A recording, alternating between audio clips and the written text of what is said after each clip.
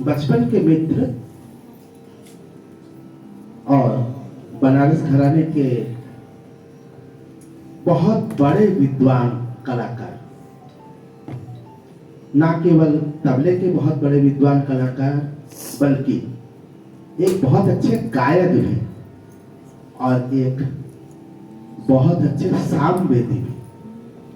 साम गायन में बेजोड़ आवाज और बेजोड़ उनकी साधना थी। महज 60 वर्ष कुछ महीने की उम्र में, 60 वर्ष 8 महीने, अभी हाल ही में नवंबर में, पिछले नवंबर में वो काशी हिंदू विश्वविद्यालय के अपने सर्विस से अवकाश प्राप्त किए थे। पंडित पुंडलिक कृष्ण भागवत जी, जो हमारे बचपन के बहुत खास दोस्तों में से रहे हैं, आज भोर में उनका निधन हो गया। ऐसे कलाकार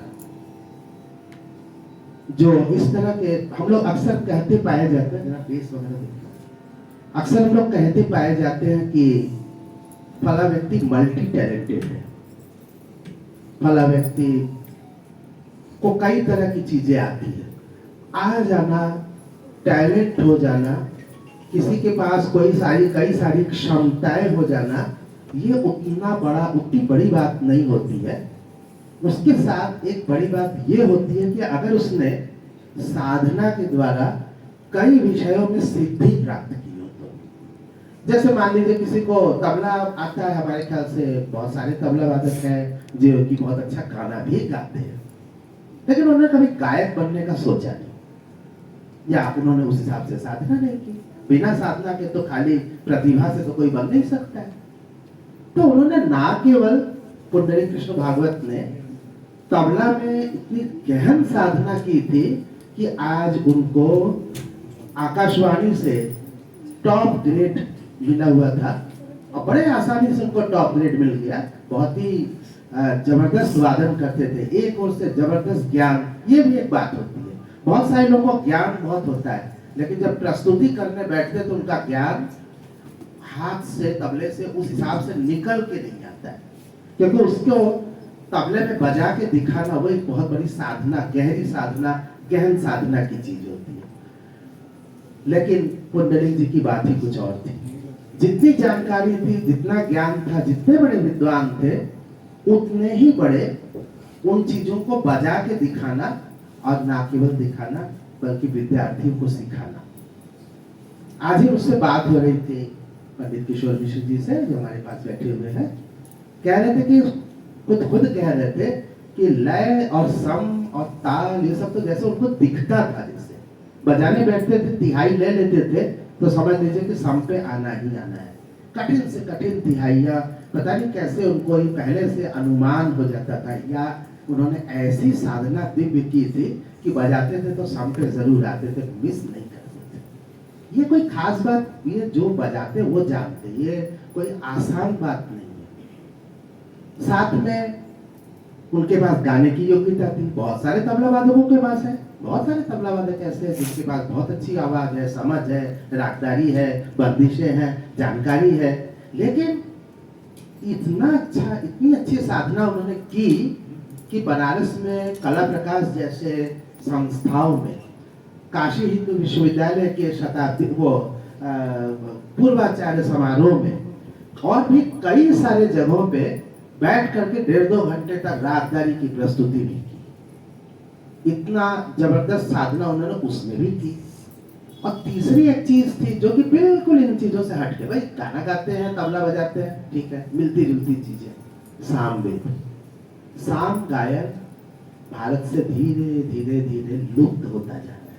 वेद पाठ नहीं लुप्त हो रहा है, वेद पाठ तो बहुत कई सारे लोग कर रहे हैं, कई सारे बच्चे भी सीख रहे हैं।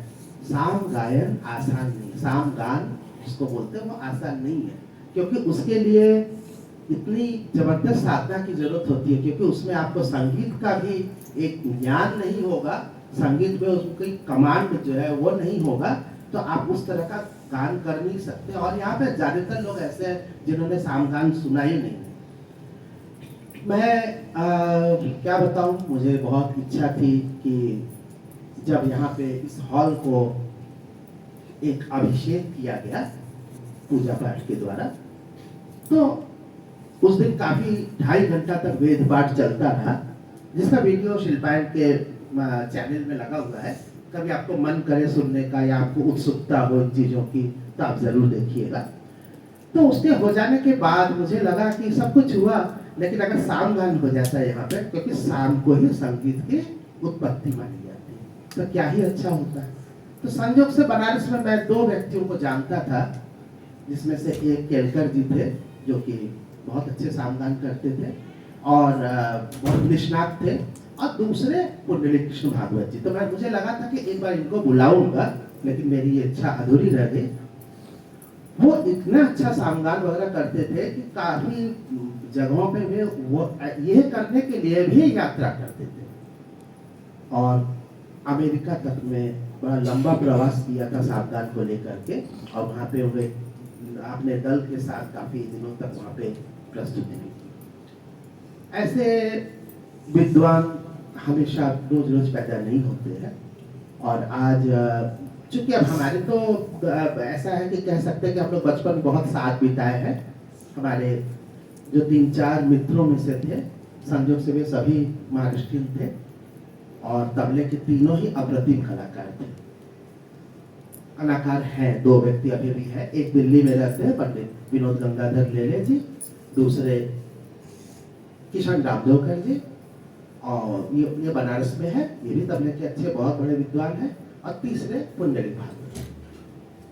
आज सुबह करीब 6 बजे मेरी नींद एकाएक खुली। आप जानते हैं कि हम जल्दी उठते नहीं हैं, तो फिर भी जब नींद खुली तो मेरी निगाह मोबाइल पर पड़ी, और उसमें लिखा हुआ था पुंडलिक जी के बारे में। आपको पता चला, प्रोफेसर राजेश शाह जी जो बीत चुके हैं, उनका एक मैसेज दिखाई दिया ऊपर ही। हम व्हाट्सएप से चेक ना करते हुए भी हमें लगा कि नहीं, पुंडलिक जी की बात क्यों कर रहे हैं, देख लेते हैं।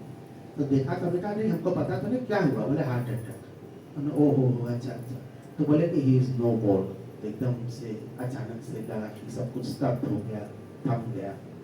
मैं बहुत परेशान रहा काफी देर तक। अपनी पत्नी को जगा के बताया कि ऐसा ऐसा हुआ है। तो वो भी आज दिन भर बहुत परेशान थी, क्योंकि हम लोग काफी गहरे से जानते थे। दोपहर में मैं पहुंचा तो फिर वो रो भी रही थी। मुझे भी बहुत याद आ रही थी, कई सारी स्मृतियाँ थी। मुझे याद आता है कि मेरी जो शादी की 25वीं सालगिरह थी, वो हमने बहुत धूमधाम से मनाया था। उसमें वो एक कविता अपने से लिख करके ले आए थे हमको गिफ्ट करने के लिए, और कई सारे, चूँकि टैलेंट इतने अलग अलग तरह का था, तो वो भी उनमें शुमार था। मेरे 51वें वर्षगांठ पर एक बहुत बड़ा समारोह हुआ था, जो लगातार 51 घंटे तक चलता था। 24 अप्रैल को शुरू होकर के 26 अप्रैल तक दिन रात चलता था। तो उसमें वो काफी समय आए, कभी दोपहर में आए।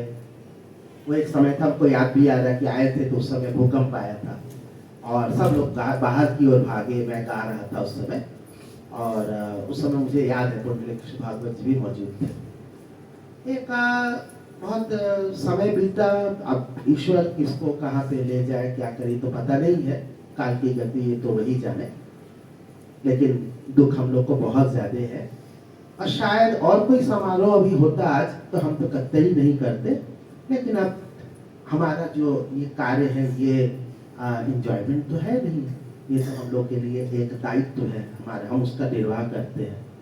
तो दुनिया जैसे पृथ्वी जैसे घूमती रहती है, सब कुछ चल रहा है, भले ही कोई आए कोई जाए, तो हम इसको यही काम मान करके आज यहाँ कर रहे हैं, इच्छा ना होते हुए भी। लेकिन हम जानते हैं कि गति को गतिमान होते रहना चाहिए, तो आज ऐसा करेंगे।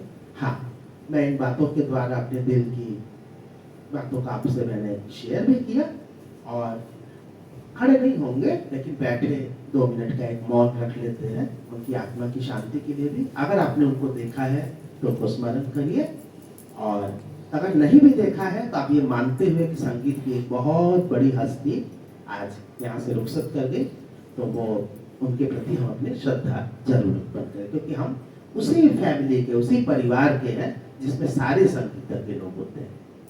अस्तु।